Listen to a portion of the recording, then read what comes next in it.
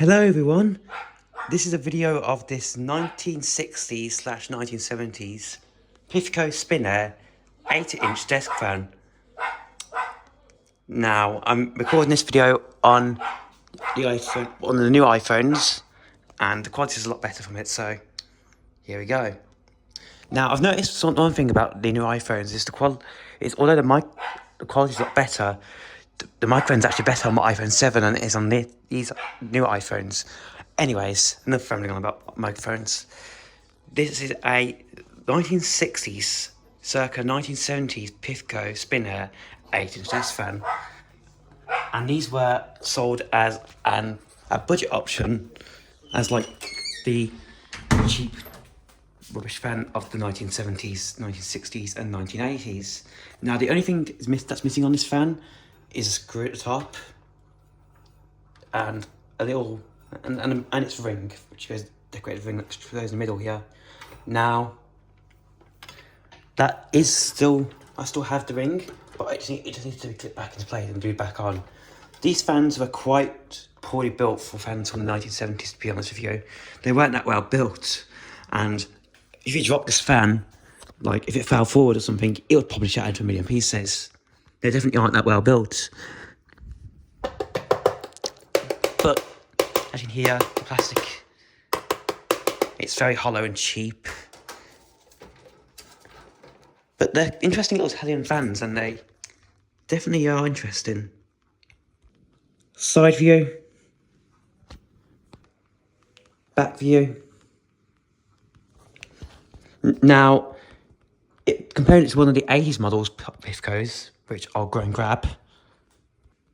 Now, yes, if you're wondering, these fans were the predecessor to this fan, which is the 1980s Pifco 8.5-inch desk fan. As you can see, the blades are bigger, and it's taller, and the plastic on these is actually much better built than on these Spinairs. The grills are sturdier.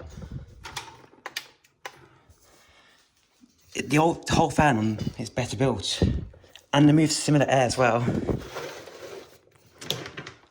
And looking at the side, you can see how much they've changed over time. And yeah, these fans were also branded Sanyo in America and Canada.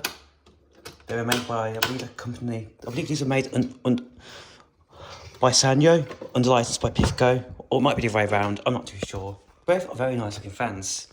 Now, the only reason I can't run this fan at the moment is because it needs a new plug. There's corrosion on it, as you can see.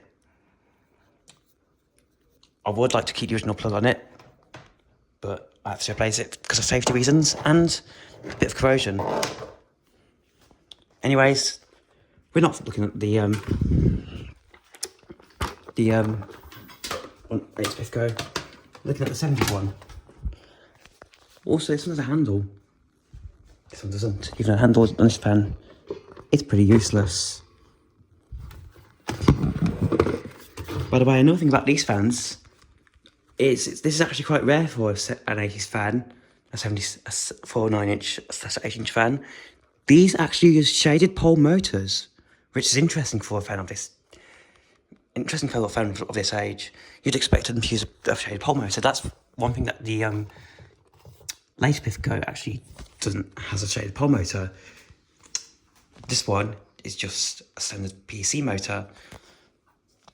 And to be honest, it also has some elements from the X-Player Taurus fans, because like on the back you've got a set of blades to get the motor cool. That's a nice feature.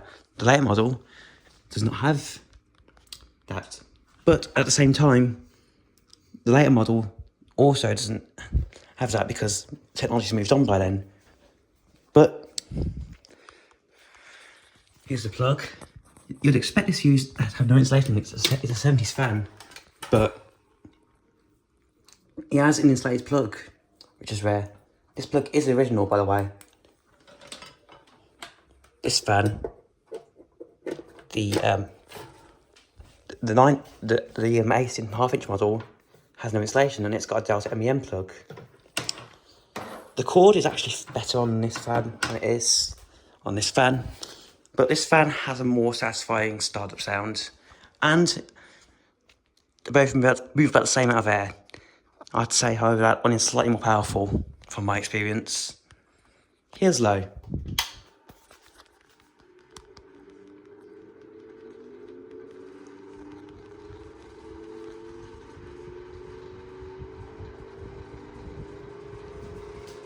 As you know, a very satisfying sound. This fan is insanely powerful for its size, but so is that.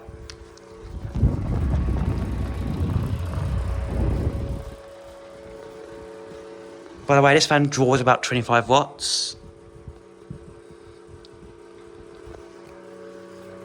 Hi.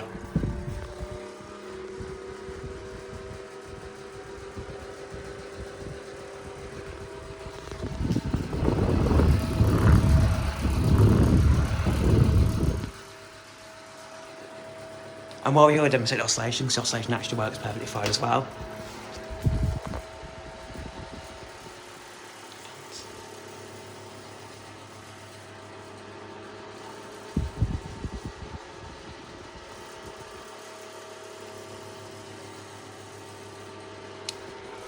Oh, by the way, this isn't the only variant of these fans, because they did a blue, a teal and white colour.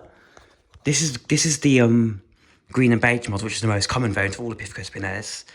Spinair's pretty good because it's a PC motor. This is the most common model, but they also did one with a ring style grille, rather than your typical bar style grille that you get on this fan. And they also did a model with plain style blades, in orange and orange and white.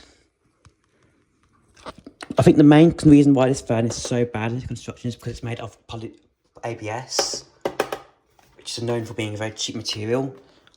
This one uses a different material, I believe. And actually, no, it uses ABS because I've seen it use yellow before.